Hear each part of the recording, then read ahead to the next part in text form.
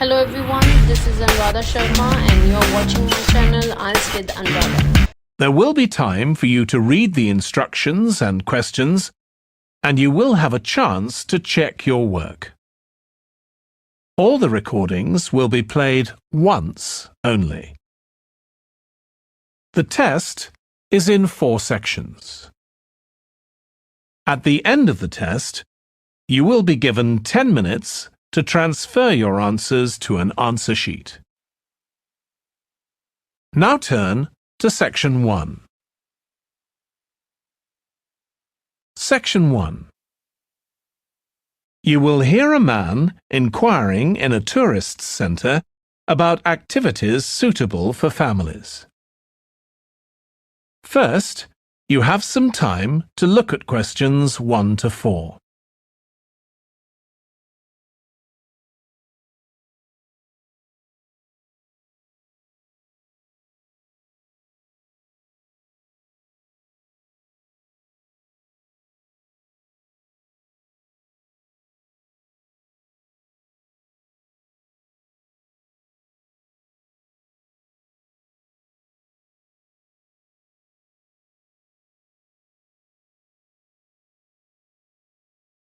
Now we shall begin. You should answer the questions as you listen because you will not hear the recording a second time. Listen carefully and answer questions 1 to 4. Hi, can I help you? I'd like to find out if you have any excursions suitable for families. Sure. How about taking your family for a cruise? We have a steamship that takes passengers out several times a day. It's over 100 years old. That sounds interesting. How long is the trip? About an hour and a half. And don't forget to take pictures of the mountains.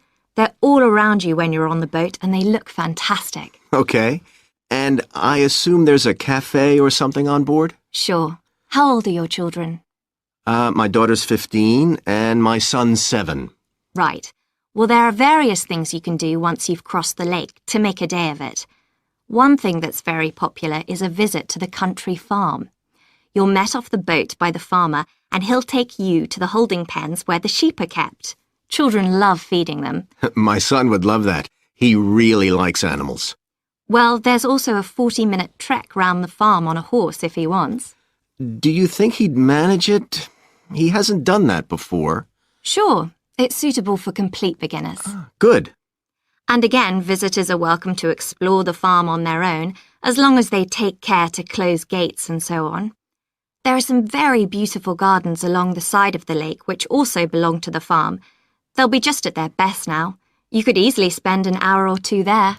Okay, well, that all sounds good. And can we get lunch there?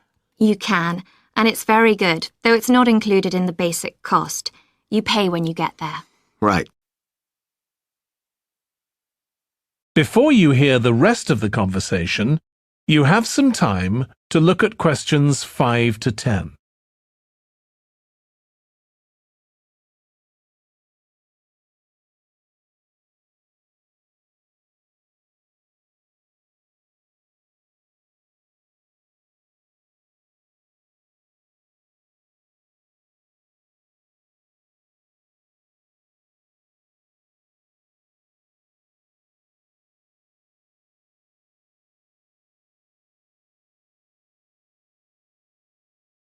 Now listen and answer questions 5 to 10.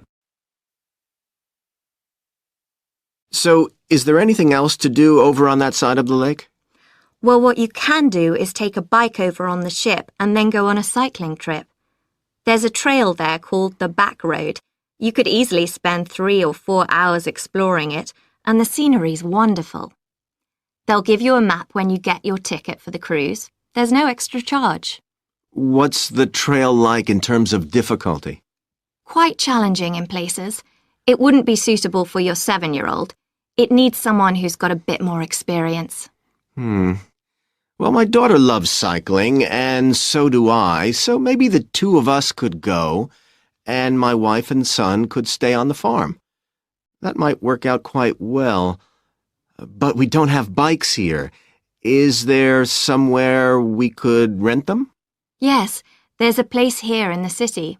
It's called Ratcheson's. I'll just make a note of that. How do you spell it? Ratchesons.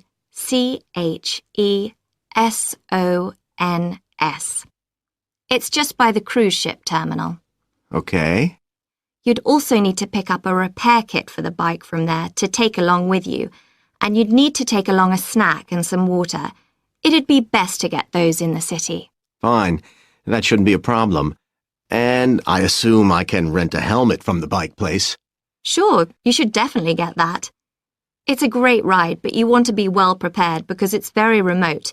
You won't see any shops round there or anywhere to stay, so you need to get back in time for the last boat. Yeah.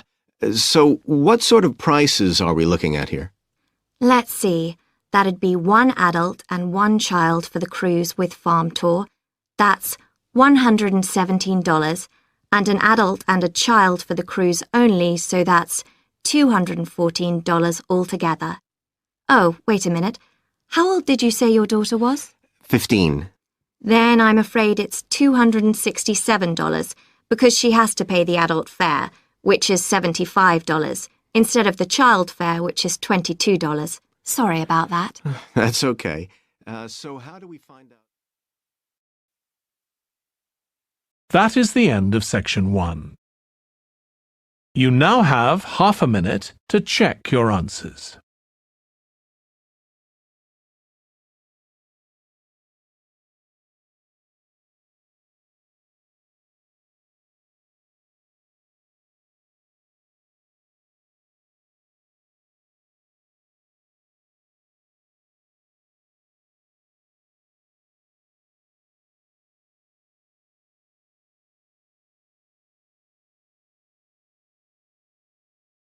Now turn to section 2.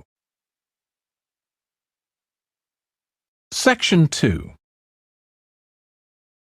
You will hear a restaurant manager talking to a small group of new staff who are starting work as kitchen assistants in a restaurant. First, you have some time to look at questions 11 to 16.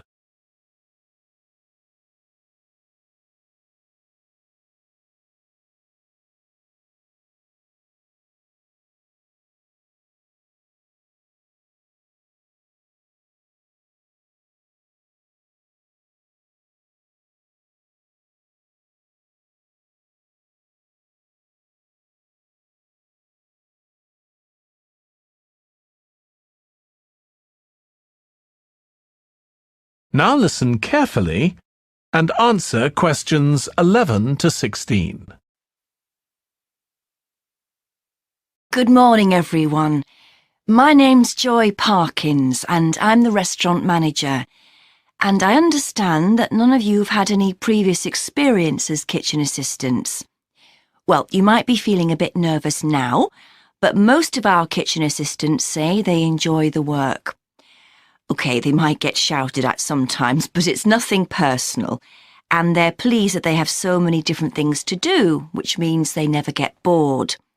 And I'll tell you straight away that if you do well, we might think about moving you up and giving you some more responsibility. Right, well, you've all shown up on time, which is an excellent start. Now, I'm glad to see none of you have unsuitable footwear, so that's good. You need to be careful as the floors can get very wet and slippery. Those of you with long hair have got it well out of the way, but some of you'll need to remove your rings and bracelets. Just put them somewhere safer today, and remember to leave them at home tomorrow, as they can be a safety hazard. Now, it's going to be a busy day for you all today. We don't have any tables free for this evening and only a few for lunch. Fortunately, we've got our head chef back. He was away on holiday all last week, which meant the other chefs had extra work. Now, I'll tell you a bit more about the job in a minute, but first some general regulations. For all of you, whatever your age, there's some equipment you mustn't use until you've been properly trained. like the waste disposal system, for example, for health and safety reasons. Then I think there are 2 of you here who are under 18. That's Emma and Jake, isn't it? Right, so for you 2, the meat slicer is out of bounds, and of course none of you are allowed to use the electric mixer until you've been shown how it works. Now, you may have heard that this can be a stressful job, and I have to say that can be true. You'll be working an 8-hour day for the first week, though you'll have the chance to do overtime after that as well if you want to. But however long the hours are, you'll get a break in the middle. What you will find is that you're on your feet all day long, lifting and carrying, so if you're not fit now, you soon will be. You'll find you don't have much chance to take it easy. When someone tells you to do something, you need to do it straight away. But at least we do have a very efficient air conditioning system compared with some kitchens. Before you hear the rest of the talk, you have some time to look at questions 17 to 20.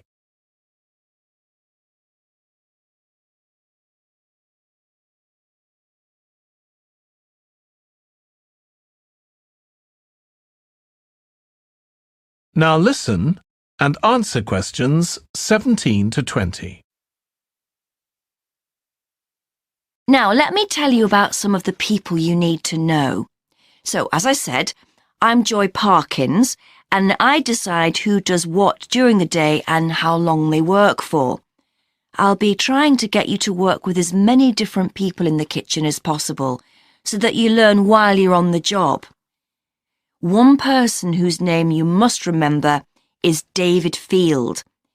If you injure yourself at all, even if it's really minor, you must report to him, and he'll make sure the incident is recorded and you get the appropriate treatment. He's trained to give basic treatment to staff himself, or he'll send you off somewhere else if necessary. Then there's Dexter Wills. He's the person you need to see if you smash a plate or something like that. Don't just leave it and hope no one will notice. It's really important to get things noted and replaced, or there could be problems later.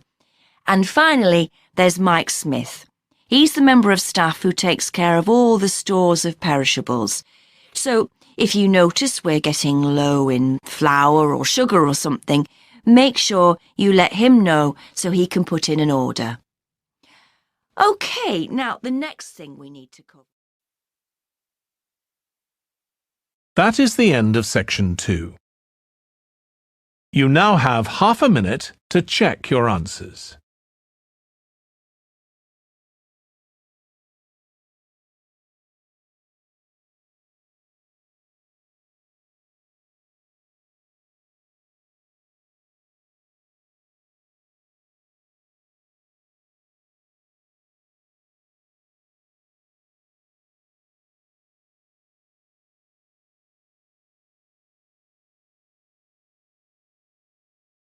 Now turn to section 3. Section 3. You will hear 2 students called Trudy and Stuart, who are both studying to be librarians, discussing a paper that they are going to write together. First, you have some time to look at questions 21 to 23.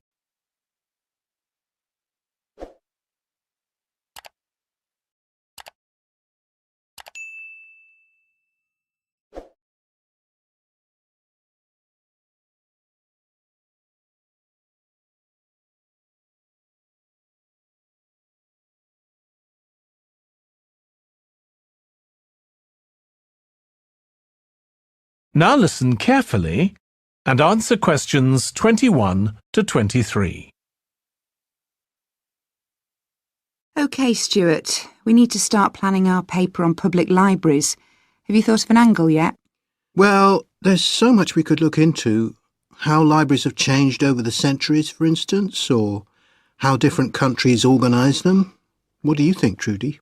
Maybe we should concentrate on this country and try and relate the changes in libraries to external developments, like the fact that far more people can read than a century ago, and that the local population may speak lots of different languages. We could include something about changes in the source of funding too. Yes, but remember we're only supposed to write a short paper, so it's probably best if we don't go into funding in any detail. Right. Well, shall we just brainstorm a few ideas to get started? OK. We obviously need to look at the impact of new technology, particularly the internet. Now that lots of books have been digitalised, people can access them from their own computers at home. And if everyone did that, libraries would be obsolete. Yes. But the digitalised books that are available online for free are mostly out of copyright, aren't they? And copyright in this country lasts for 70 years after the author dies. So you won't find the latest bestseller or up-to-date information. That's an important point. Anyway, I find it hard to concentrate when I'm reading a long text on a screen.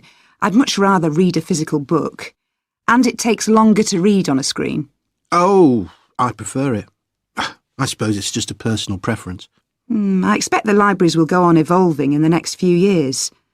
Some have already become centres where community activities take place, like local clubs meeting there.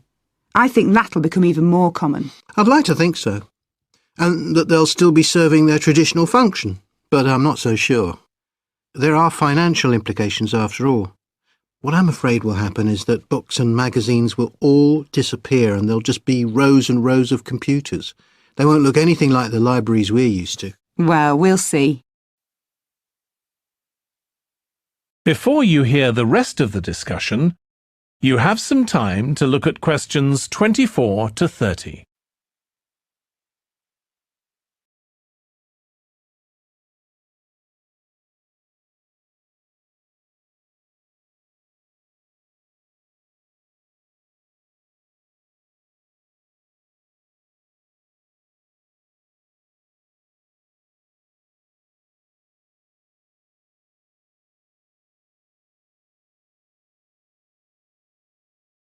Now listen and answer questions 24 to 30. I've just had an idea. Why don't we make an in-depth study of our local public library as background to our paper? Yes, that'd be interesting. And raise all sorts of issues.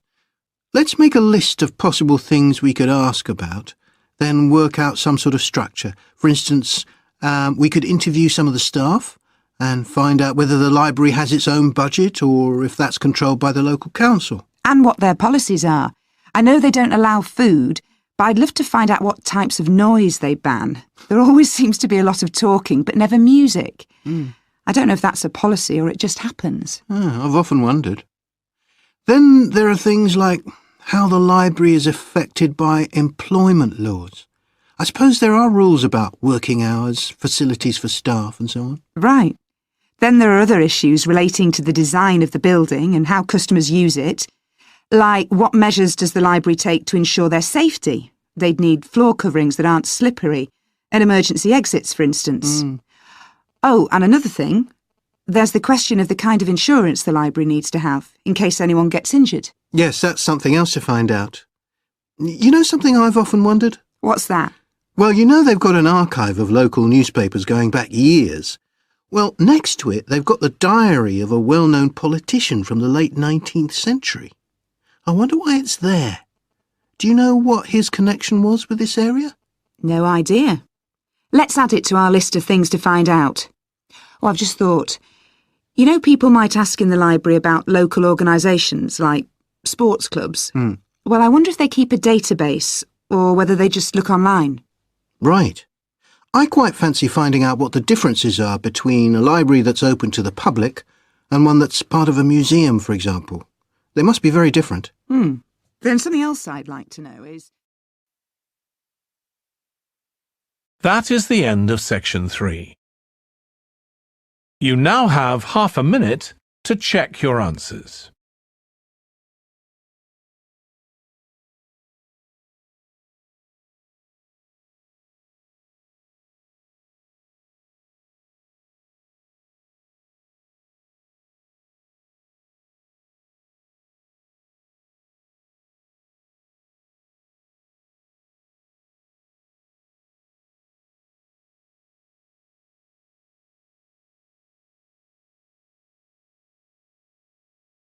Now turn to Section 4. Section 4. You will hear part of a lecture for business students about business values. First, you have some time to look at questions 31 to 40.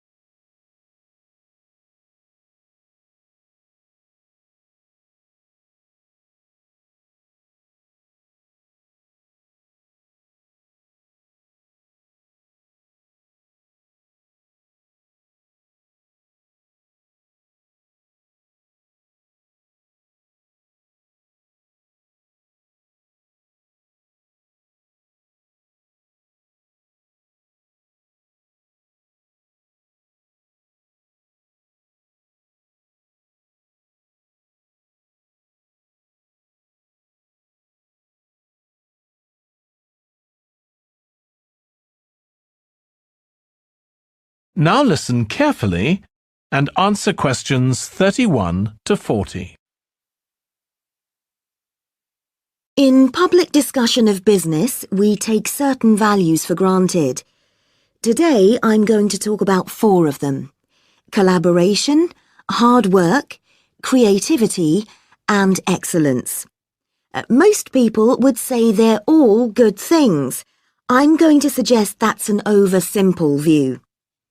The trouble with these values is that they're theoretical concepts, removed from the reality of day-to-day business. Pursue values by all means, but be prepared for what may happen as a result. They can actually cause damage, which is not at all the intention. Business leaders generally try to do the right thing, but all too often the right thing backfires if those leaders adopt values without understanding and managing the side effects that arise. The values can easily get in the way of what's actually intended. Okay, so the first value I'm going to discuss is collaboration. Let me give you an example.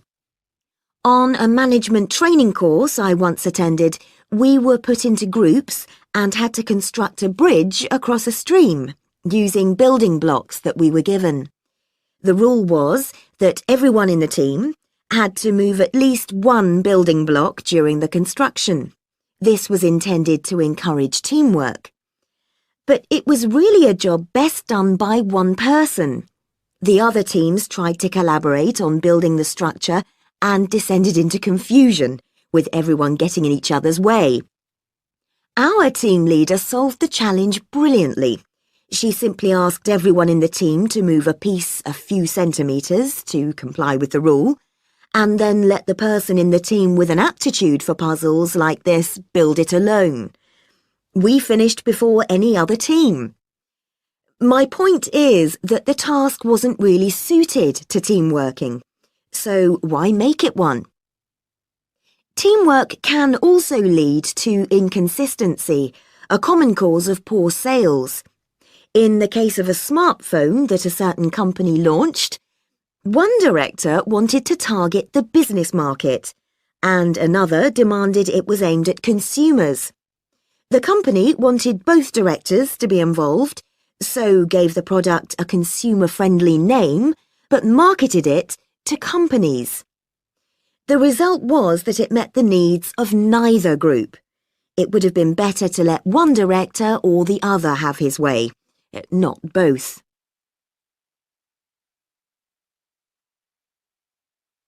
Now, industriousness, or hard work. It's easy to mock people who say they work hard. After all, a hamster running around in a wheel is working hard and getting nowhere. Of course, hard work is valuable, but only when properly targeted. Otherwise, it wastes the resources that companies value most, time and energy, and that's bad for the organisation. There's a management model that groups people according to 4 criteria: clever, hard-working, stupid, and lazy. Here, lazy means having a rational determination not to carry out unnecessary tasks. It doesn't mean trying to avoid work altogether. Most people display two of these characteristics, and the most valuable people are those who are both clever and lazy. They possess intellectual clarity and they don't rush into making decisions. They come up with solutions to save the time and energy spent by the stupid and hard-working group. Instead of throwing more man-hours at a problem, the clever and lazy group looks for a more effective solution. Next, we come to creativity.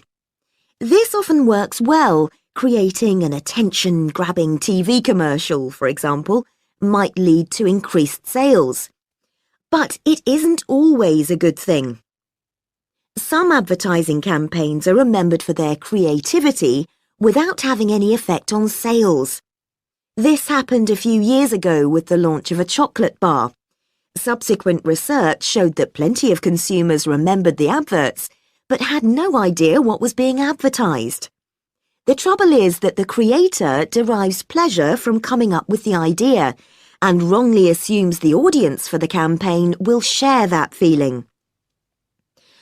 A company that brings out thousands of new products may seem more creative than a company that only has a few, but it may be too creative and make smaller profits. Creativity needs to be targeted to solve a problem that the company has identified. Just coming up with more and more novel products isn't necessarily a good thing. And finally, excellence. We all know companies that claim they strive for excellence, but it takes a long time to achieve excellence. In business, being first with a product is more profitable than having the best product.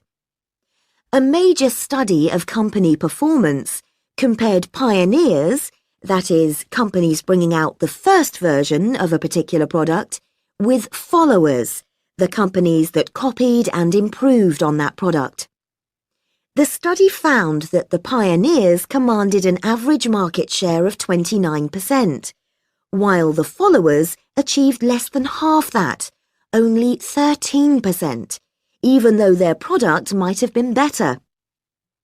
Insisting on excellence in everything we do is time-consuming, wastes energy, and leads to losing out on opportunities. Sometimes second-rate work is more worthwhile than excellence. Make sure it's excellent sounds like a good approach to business, but the just get started approach is likely to be more successful. That is the end of section 4. You now have half a minute to check your answers.